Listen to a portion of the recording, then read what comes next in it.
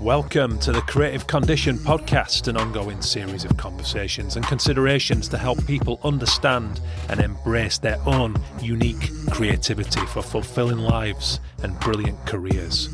My name is Ben Talon. I'm an illustrator and author, and I bring 16 years of creative industry experience working with the New York Times, The Guardian, the Premier League, and more. And I invite designers, artists, psychologists, scientists, coaches, athletes, sensitivity experts, and all kinds of thought leaders to help us broaden our knowledge of creativity. Creativity is a fundamental pillar of human happiness, a vital ingredient in the solutions to our problems, but so often misunderstood. The show is supported by founding sponsor and B Corp, Illustration X. Take a look at their stunning range of illustrators and animators at illustrationx.com. If you like the music for the show, it's by Dirty Freud, who you can listen to now on Spotify and all good music streaming services.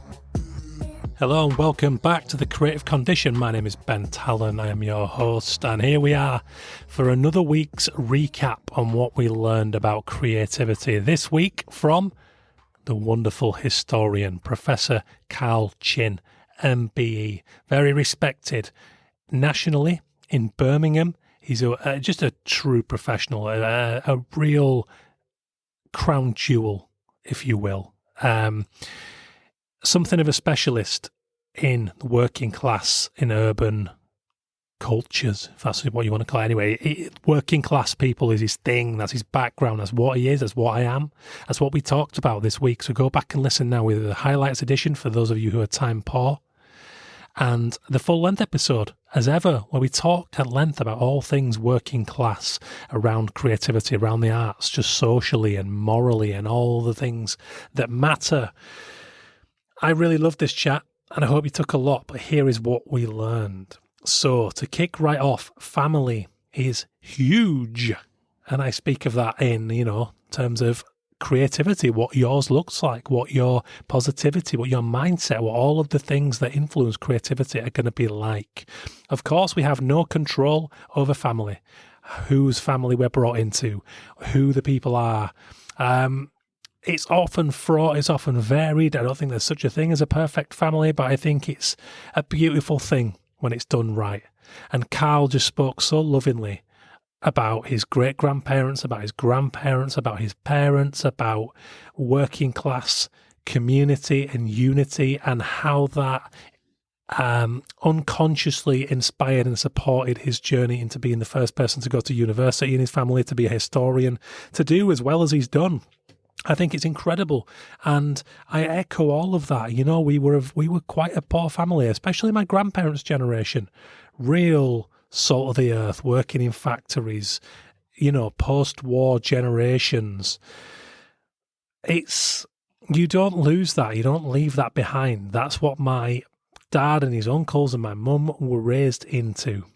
Things got slightly better as they got older, and by the time I was around, I was handed a much better opportunity. I got to go to university. I got to think about my dreams. I got to chase them. I got to really choose with my heart. And that's not necessarily something the generations before me had. And that intergenerational learning is absolutely critical to the shape of our creativity. What was your environment like? It's why I always ask my guests where they're from, who were their family, what was the creativity at play there, was there adversity, were there challenges?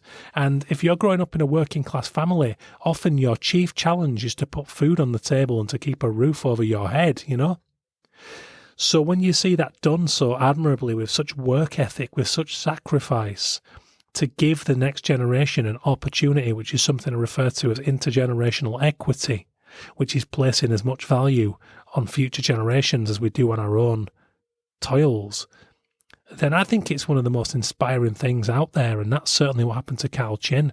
So do consider that family dynamic. Do think about the lack of control you have over it, but what that social infrastructure and what that love and what those challenges might have meant for you and your creativity, because I think there's always lessons to be learned. So go and talk to those people and create that family unity. whether that's working backwards with those that went before or starting now with your own family and cultivating that lovely ecosystem of shared learning and trust and working for one another to make sure everyone's all right. Number 2, we learned that stories are what breathe magic into the world, no matter what world you're from or you're in. So Carl just spoke of, grandparents imparting wisdom about language, about specific dialects and colloquialisms and, the use of words and how some people might see certain ones as offensive or derogatory, much like Carl did when we speak of things like, the words slum, for example. Thought that was really interesting how he doesn't use the word anymore unless it's for the literal use of degraded quality living circumstances, because it was for so often used to describe working class housing. And he talks about how he was corrected by his grandparents and said, no. We might have had low income families. We might have had, poor quality housing, but we never lived in slums. Get that right. And I think that's really interesting. And then, of course, his story about the use of the word our wench. Something that the modern generations might go, sorry, what? You what? Did you just call me a wench? That's so offensive. But actually, Carl was positioned there to know what that meant locally to those people in Birmingham and how it could be really affectionate. And I would say the same of the word love. I remember, it's just so fondly used most of the time. Where I'm from in Yorkshire, in working class environments, I've heard men say it to men, I've heard women say it to men say it to women. And when you actually respect the nuance and the use of the word, actually it's very warm and endearing. Now, don't get me wrong, I've seen pricks use it in a really condescending way and it's pretty ugly and I don't agree with that and everything else, but you have to apply nuance to this stuff. And I loved Carl's story about, complaints from his superiors at the BBC for using the word wench, but then an old lady calling in the next week saying she loved it when he called us old uns wenches. And it's a beautiful thing. And I think it speaks to stories and their role in the human condition. And, truly it's what set us apart from animals, as a species who used the myth and gossip to form unity and community beyond what people say is around 150 being the upper limit of people that you can actually know and have in your inner circle. Find that really interesting. The stories are the cultural glue. It's what we use to keep folklore alive, to share culture, so you really do have to look at it all with nuance. So that was something that was very enriching in Carl's story. Number 3, we all depend on mentors and elders. So Carl's lovely story about going to see Dorothy Thompson, who was married to E.P. Thompson, a famous writer, and his seminal book, A Making of the English Working Class, which I'm about halfway through. It's heavy going, but it's amazing. It's worth really digging into that one. Talking about the respect there and what Dorothy did for his career as somebody who might not have had the confidence that somebody from a middle class or an upper class background might have had if they'd had more cultural stock in the family. But coming from our roots, you don't tend to encounter that kind of culture. So you do have imposter syndrome and you do question your worth when you meet people who have that. So to meet people for Carl like Dorothy Thompson and the elders in his family who taught him about the importance of his family story and about culture and about use of language, like I mentioned in the previous point, I think there's something really critical about that and really formative. And we all need those mentors. Were it not for, teachers and people in my profession who reached out and who gave me more than they needed to for their professional obligation, I would certainly not be doing what I'm doing today. I would not have had the confidence to try podcasting, to try writing and realize that I was really good at these things. So look for those mentors. Don't be too protective. Don't be too cagey with sharing your creativity. Give it to people. Seek criticism. Show them your heart. Show them your authenticity, and they will become your mentors. And it's amazing who that can be. I think of mentors in retail jobs. I think of mentors in my friendship circle. I would even consider, some of the local Raucous characters growing up as mentors, because you do look up to these people, and they don't have to have titles and certificates to be mentors in our lives. So that's something worth considering. Number 4, public space for all cultures to come together is key to community-driven creativity. So Carl talks about how until we have a more democratic and egalitarian, system and society and culture, then investment and value for the arts and accessibility for the arts is not going to happen. You only have to look at the reform votes here in the UK, the rise of the right wing in France with their election recently.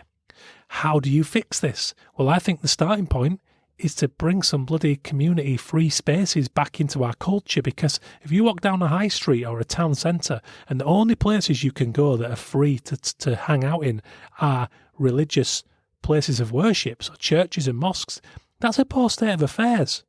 Those places are actually doing a lot of great work to give people a space to come and have community, but you need more than that. They need to be foundations, sure.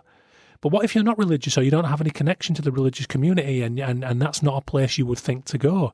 Where are you going to go? Caffè Nero and spend £4 on a coffee? A pub and spend £7 on a pint?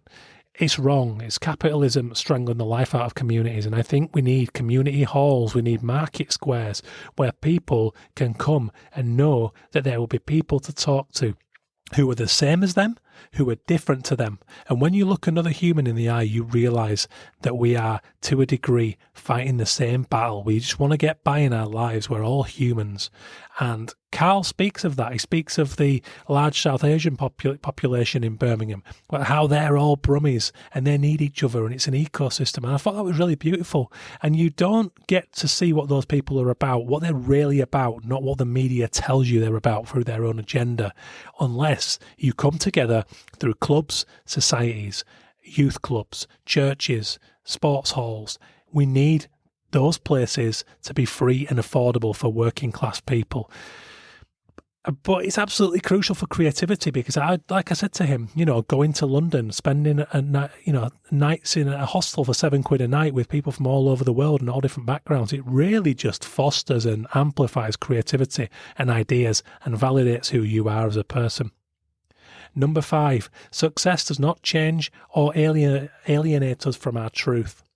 What I thought was really magic was what Carl said about just because we've had some success and got somewhere with our lives, that does not mean that we are suddenly not what we were, working class, middle class, upper class. We can all integrate, we can all put ourselves out there and we can all do well. It doesn't change who or what you are. It needn't change that, I think it's really sad that people from working class backgrounds, and I've seen it countless times, will sort of disconnect from someone because they think they're suddenly successful or lofty. And I think that's a condition of the imposter syndrome that us working class folk have.